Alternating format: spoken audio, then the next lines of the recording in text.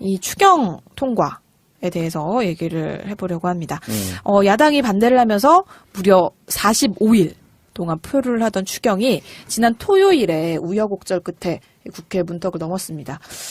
여야가 합의한 추경 내용에 대해서 뭐 비판부터 표절 과정에 대한 문제까지 많은 논란을 낳고 있는데, 먼저 이 내용부터 한번 살펴볼게요. 네. 쟁점이 공무원 채용 관련 예산이었는데 이게 어떻게 합의가 된 건가요? 일단 공무원 채용 비용은 원래 추진하려고 했었던 원안보다 당초보다 이제 80억이 줄어들었고요. 네. 80억 대신에 이제 야3당이나 다른 바른정당이나 국민의당이 원했던 다른 곳으로 이제 돈이 돌아가면서 약간은 줄어들었는데 돌아간 게 뭐가 있냐면은 전체는 1,537억이 삭감이 됐고요. 네. 요 대신에 바른정당과 국민의당 말씀드렸듯이 평창 동계올림픽 개최 지원 예산 450억을 추경에 반영해달라고 해서 반영이 됐고 가뭄 대책 예산 1,077억 원이 야3당의 요구로 포함이 되어 있다고 합니다. 공무원 채용 비용이 줄어들면서 중앙공무원 규모도 조정이 됐는데 당초 4,500명에서 2,575명 선으로 채용이 약간 소폭 하락할 것 같고요. 네.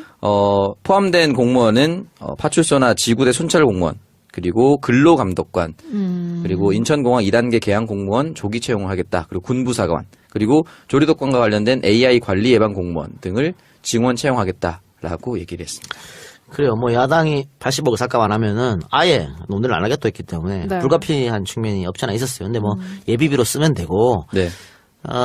공무원 숫자가 사실 많이 줄어들었죠. 그건 뭐 일단 너무 많은 양보를 한 게 아닌가. 예, 또 아쉬운 면이 없지 않아 있습니다만 내년에 하면 돼요. 내년에 지금은 사실은 이 박근혜 그 예산 가지고 하는 거잖아. 네네. 그렇기 때문에 추경을 한 건데 내년에 이제 문재인표 예산을 만들어 가지고 내년에 많이 이제 좀 하면 잘 되지 않을까 그렇게 생각합니다. 그리고 삭감된 거 보면 뭐 1,500억 삭감됐다고 하는데 네. 사실은 뭐 미세먼지 측정기 설치 90억 혹은 뭐 수련 헬기 그러니까 뭐 산림청 헬기 도입 사업이었는데 네. 이게 그 수련 헬기가 대상이었거든요. 그래서 이거 162억 원 삭감 뭐 이런 거였어요. 이런 거였는데 이런 건 아마 민주당이 야당이어도 반대했을 거예요. 그러니까 원래 추경이라는 게 전부 다 원안대로 통과되기는 어렵습니다. 그러니까 정부 원안대로 내면은 약간 그 야당에서 좀 빼달라고 요구를 하죠. 그리고 자기들 거 넣고 뭐 이렇게 하는데 다행히 이번에는 선심성 사업은 좀 많이 없었다. 다행이고 굉장히 늦게 통과된 부분은 이거는 야당에서 좀 욕을 얻어 먹어야 되지 않을까. 이왕 이렇게 통과해주고 빨리 해주지. 그렇죠. 그러니까요. 그런 좀 아쉬움이 있고 사실은 뭐 이것보다 지금 더 추경 통과보다 더 지금 논란이 되는 것은 정족수 논란이죠. 사실은. 네, 이 표결 과정에 있어서 본회의를 열기로 이제 여야가 합의를 했는데 토요일 오후 2시에 이 표결 직전에 자유당이 퇴장을 해버려서 5명이 부족한 상황이 연출이 됐습니다. 근데 사실 이거를 참석하겠다고 약속을 하고 본회의를 열기로 한 건데. 네, 그렇죠. 네, 이렇게 하면 안 되는 거 아니에요? 그렇지. 그러니까 협치가 일단 뭔지 몰라 애들은. 하기로 해서 다 합의됐는데 안 나간다는 게 뭐야 그게. 장난치는 것도 아니고. 근데 사실 이 사람들이 퇴장을 했더라도 나머지 여야 의원들로 이제 의결 정족수가 채워졌으면은 문제가 없는 상황인 그렇죠. 거잖아요.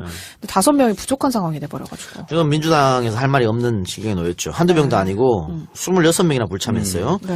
그러니까 이게 정족수가 몇 명 안 되거든 사실은. 한 자릿수였어 모자란 게. 그렇죠. 그렇기 때문에 민주당 5명 부족했습니다. 민주당 사람들이 뭐 참석 한 80% 90%만 했어도 다 문제없이 해결되는 거였는데. 그러니까 사실 민주당 같은 경우에는 정부를 좀 뒷받침해줘야 되는 당이잖아요. 당연하죠. 네.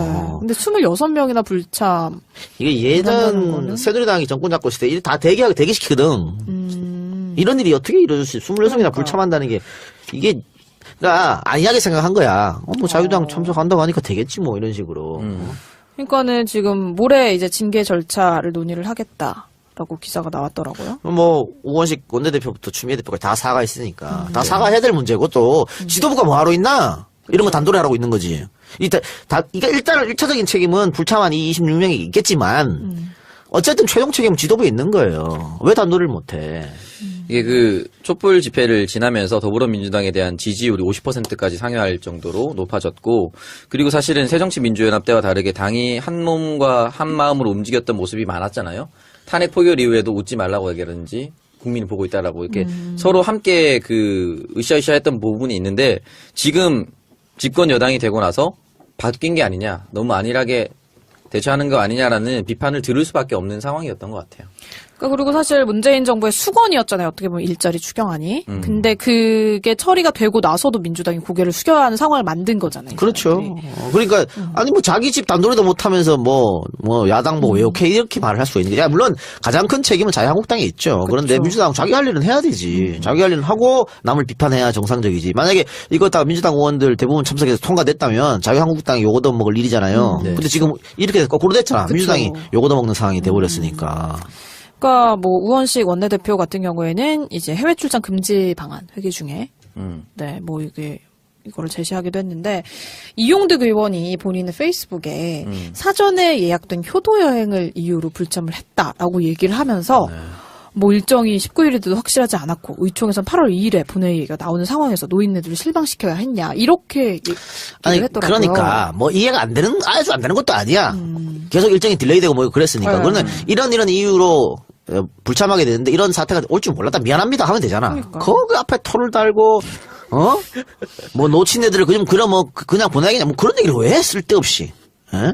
좀 안타까워 이런 거 보면은. 예. 그러니까 더 오히려 분란 여론에 기름 붓는 꼴이죠. 정부적 판단이 그렇게 안 되나? 그냥 잘못해서 입 닫고 있어야지. 미안하다고 말하든가. 그렇죠.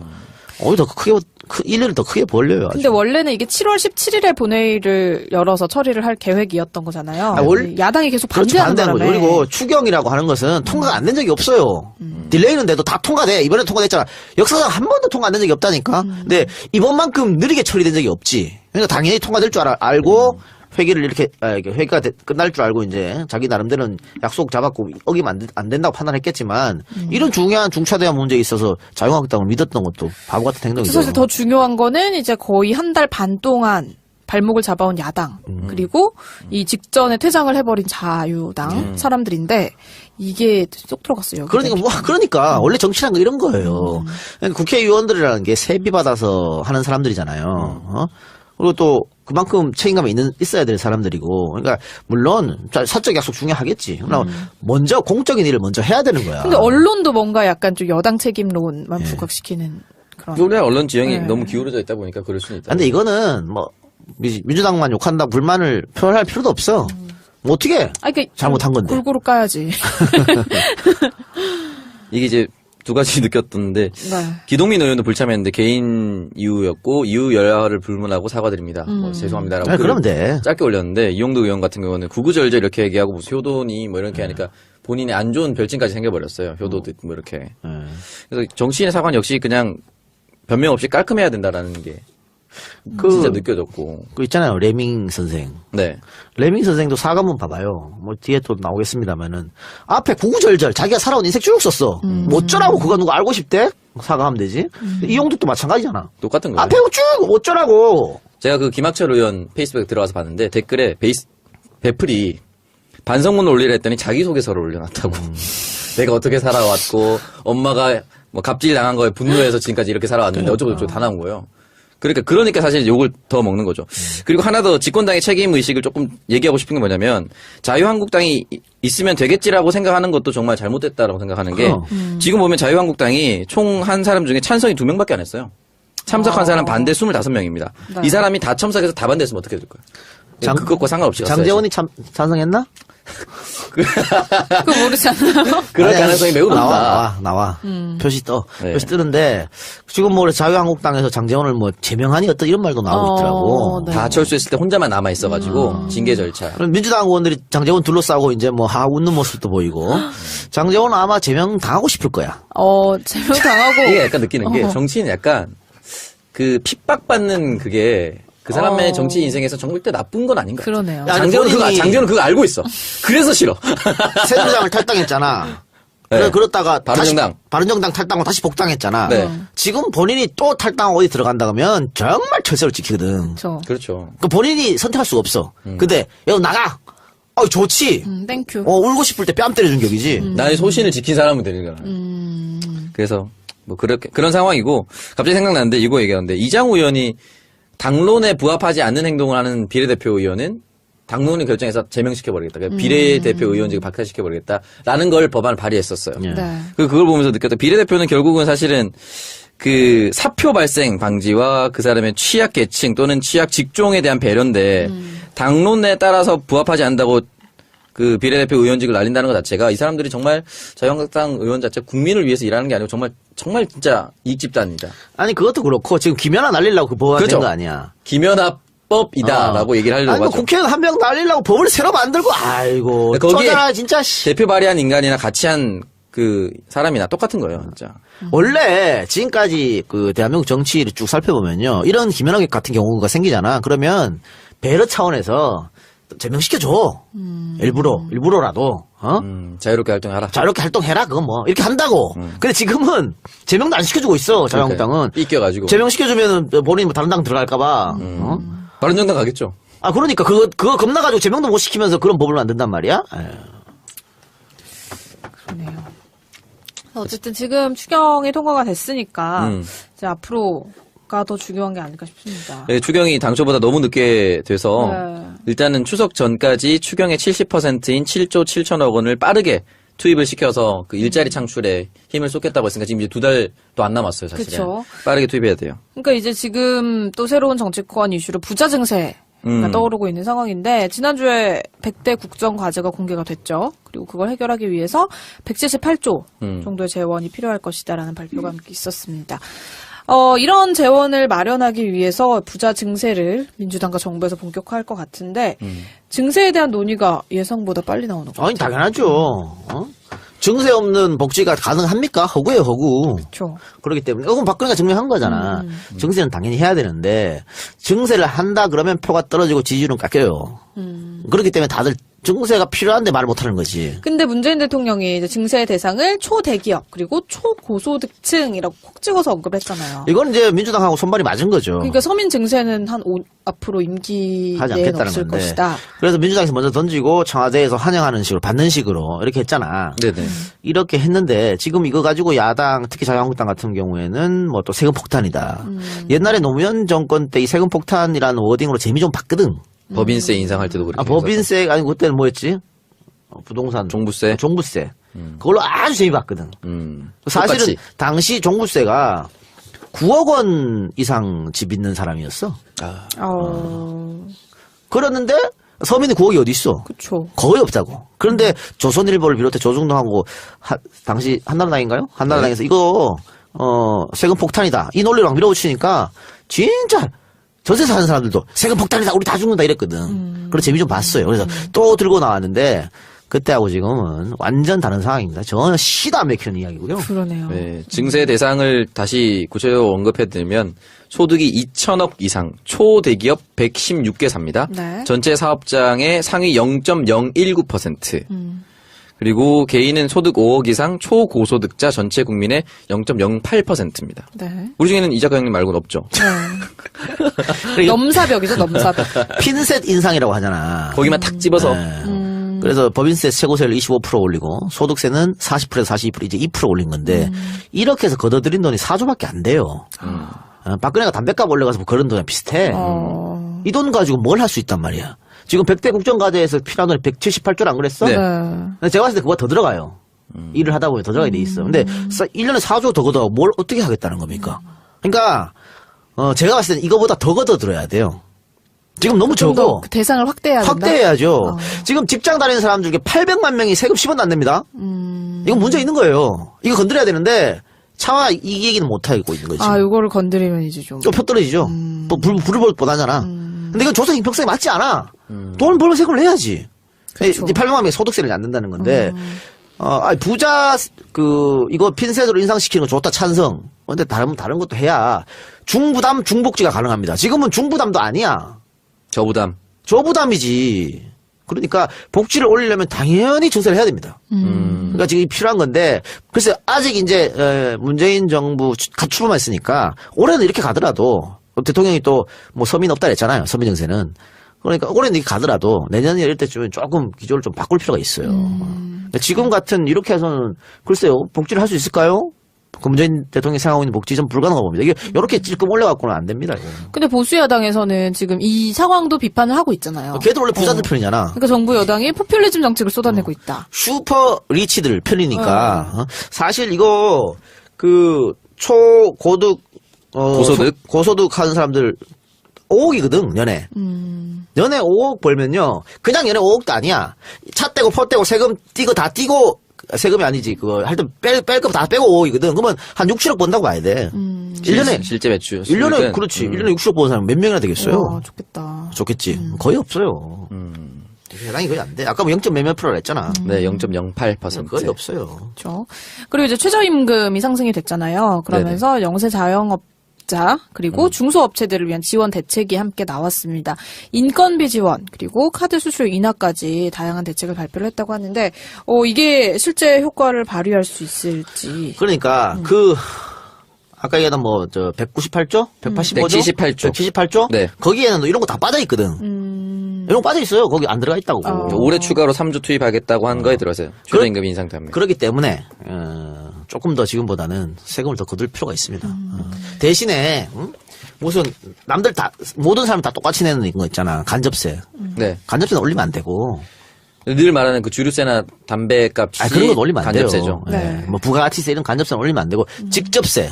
돈 버는 많이 버는 사람한테 많이 내라고 하라고. 그렇죠. 난 얼마든지 낼 의향이 있습니다. 좀 더 보셔야겠네, 여기 참여하시려면은. 역시나 현실 가능성이 많이 없기 때문에 또 편하게 얘기할 수도 있지만. 근데 이제 부자 증세에 대해서 국민들이 여론을 살펴봤는데, 보통은 일반적으로 증세 논란이 생기면 반대 여론이 높은데, 이번에는 10명 중에 8명이 부자 증세에 찬성한다라는 조사가 나왔습니다. 그럼 당연한 거죠. 아까 그거 거의 해당 안 된다 그랬잖아. 그러니까 정부가 대상을 좀 명확하게 그렇죠. 한 게 국민 전체 여론에 많은 도움이 된 것 같습니다. 아니 그러니까 그럼 참여정부 때는 명확하게 안 했어요? 분명히 얘기했거든. 종부세 몇 억 이상이라고. 네. 그런데도 그 논리가 안 먹혀들고 세금 폭탄이 먹혀들었단 말이야. 근데 네. 그때랑 지금 10년이라는 세월이 흘려가지고 이제는 국민 국민들도 의식도 그렇죠. 성장한 거죠. 네. 그런 게 안 통한단 그러니까 말이야. 우리 작가님도 빨리 분발하셔서 이 0.08%에 조금 더, 진입하시길. 조금만 좀 노력하면 네, 아주 조금만 하면 되겠네요. 가능하지 싶어요. 그러니까 이 작가님 말씀하셨던 거 다시 우리나라 100만 원 이하 소득자 세금 안 내는 걸로 알고 있는데 이제 국민 계세주의란 말 있지 않습니까? 예전에 그 서울대 이중구 교수님이 그런 얘기를 했었어요. 증세하려면 부자들도 반드시 많이 받아야 되지만 100만 원 정도 벌면은 나는 1,000원 정도는 세금으로 낸다라는 생각을 해야지만 같이 증세를 할 수가 있고 같이 복지 혜택을 누릴 수 있다라고 얘기를 했거든요. 그러니까 내가 어느 정도의 세금을 내고 있다고 해서 결국 이 0.08%보다는 적게 낼 거 아니에요. 같이 조금 오를 수가 있고 대신에 내가 그런 혜택을 받을 수 있다라는 거를 조금 인지를 해야지 이 논의가 올라왔을 때도 그럼. 세금 폭탄이란 말을 피해갈 수 있고 거기에 우리 인생이 뭐 흔들린다는 생각 안 하실 것 같아요. 더불어 사는 사회 아닙니까? 네. 그리고 사실은 저는 니네 같은 애들, 니네 같은 애들. 안가 직원 같은 애들만 없었어도 벌써 0.08% 안에 들어갔다. 이런 저기 생각이. 기부천사처럼 네, 이런 생각이 네, 나눠주시느라고. 네. 네. 저희가 있음에도 불구하고 0.08%는 문제가 없는 상황인 그렇죠. 거잖아요. 근데 5명이 부족한 상황이 돼버려가지고. 지금 민주당에서 할 말이 없는 지경에 놓였죠. 한두 명도 아니고 26명이나 불참했어요. 네. 그러니까 이게 종족수가 몇 명 안 되거든 사실은. 한 자릿수였어 모자란 게. 그렇죠. 그렇기 때문에 민주당 5명 부족했습니다. 사람들이 참석 한 80% 90%만 했어도 다 문제없이 해결되는 거였는데. 그러니까 사실 민주당 같은 경우에는 정부를 좀 뒷받침해줘야 되는 당이잖아요. 당연하죠. 네. 근데 26명이나 불참. 이게 한다는 예전 거는? 새누리당이 정권 잡고 있을 때 다 대기시키거든. 이런 일이 어떻게 이루어질 수 있어? 26명이나 그러니까. 불참한다는 게 이게 그러니까 안이하게 생각한 거야. 자유당 참석한다고 하니까 되겠지 뭐 이런 식으로. 그러니까는 지금 모레 이제 징계 절차를 논의를 하겠다라고 기사가 나왔더라고요. 우원식 원내대표부터 추미애 대표까지 다 사과했으니까 다 사과해야 될 문제고 또 지도부가 뭐하러 이 추경 통과에 대해서 얘기를 해보려고 합니다. 야당이 반대를 하면서 무려 45일 동안 표류를 하던 추경이 지난 토요일에 우여곡절 끝에 국회 문턱을 넘었습니다. 여야가 합의한 추경 내용에 대해서 비판부터 표절 과정에 대한 문제까지 많은 논란을 낳고 있는데 먼저 이 내용부터 한번 살펴볼게요. 네. 쟁점이 공무원 채용 관련 예산이었는데 이게 어떻게 합의가 된 건가요? 일단 공무원 채용 비용은 원래 추진하려고 했었던 원안보다 당초보다 이제 80억이 줄어들었고요. 네. 80억 대신에 이제 야3당이나 다른 바른정당이나 국민의당이 원했던 다른 곳으로 이제 돈이 돌아가면서 약간은 줄어들었는데 돌아간 게 뭐가 있냐면은 전체는 1,537억이 삭감이 됐고요. 네. 요 대신에 너무 많은 양보를 한 게 아닌가. 예, 아쉬운 면이 없잖아 있습니다만 내년에 하면 돼요. 내년에 지금은 사실은 이 박근혜 그 예산 가지고 하는 거잖아. 네네. 그렇기 때문에 추경을 한 건데 내년에 이제 문재인 표 예산을 만들어 가지고 내년에 많이 이제 좀 하면 잘 되지 않을까 그렇게 생각합니다. 그리고 삭감된 거 보면 뭐 1,500억 삭감됐다고 하는데 네. 사실은 뭐 미세먼지 측정기 설치 90억 혹은 뭐 수리온 헬기 그러니까 뭐 산림청 헬기 도입 사업이었는데 네. 이게 그 수리온 헬기가 대상이었거든요. 그래서 이거 162억 원 삭감 뭐 이런 거였어요. 이런 거였는데 이런 건 아마 민주당이 야당이어도 반대했을 거예요. 그러니까 원래 추경이라는 게 전부 다 원안대로 통과되기는 어렵습니다. 그러니까 정부 원안대로 내면은 약간 그 야당에서 좀 빼달라고 요구를 하죠. 그리고 자기들 거 넣고 뭐 이렇게 하는데. 다행히 네, 바른정당과 국민의당 말씀드렸듯이 평창 동계올림픽 개최 지원 예산 450억을 추경에 반영해달라고 해서 반영이 됐고 가뭄 대책 예산 1,077억 원이 야3당의 요구로 포함이 되어 있다고 합니다. 공무원 채용 비용이 줄어들면서 중앙공무원 규모도 조정이 됐는데 당초 4,500명에서 2,575명 선으로 채용이 약간 소폭 하락할 것 같고요. 네. 포함된 공무원은 파출소나 지구대 순찰 공무원 그리고 근로감독관 그리고 인천공항 2단계 계양 공무원 조기 채용을 하겠다. 그리고 군부사관 그리고 조리독관과 관련된 AI 관리 예방 공무원 등을 증원 채용하겠다라고 얘기를 했습니다. 그래요. 뭐 야당이 80억을 삭감 안 하면은 아예 논의를 안 하겠다 했기 때문에 네. 불가피한 측면이 없지 않아 있었어요. 근데 뭐 예비비로 쓰면 되고 네. 공무원 숫자가 사실 많이 줄어들었죠. 그건 뭐 일단 이번에는 선심성 사업은 좀 많이 없었다. 다행이고 굉장히 늦게 통과된 부분은 이거는 야당에서 좀 욕을 얻어 먹어야 되지 않을까. 이왕 이렇게 통과해주고 빨리 해주지. 그렇죠. 그러니까요. 그런 좀 아쉬움이 있고 사실은 뭐 이것보다 지금 더 추경 통과보다 더 지금 논란이 되는 것은 정족수 논란이죠. 사실은. 네, 이 표결 과정에 있어서 본회의를 열기로 이제 여야가 합의를 했는데 토요일 오후 2시에 이 표결 직전에 자유당이 퇴장을 해버려서 5명이 부족한 상황이 연출이 됐습니다. 근데 사실 이거를 참석하겠다고 약속을 하고 본회의를 열기로 한 건데. 예, 그렇죠. 네, 이렇게 하면 안 되는 거 아니에요? 그렇지. 그러니까 협치가 일단 뭔지 몰라 애들은. 하기로 해서 다 합의됐는데 안 나간다는 게 뭐야 그게. 장난치는 것도 아니고. 근데 사실 이 사람들이 퇴장을 했더라도 나머지 여야 의원들로 이제 의결 정족수가 채워졌으면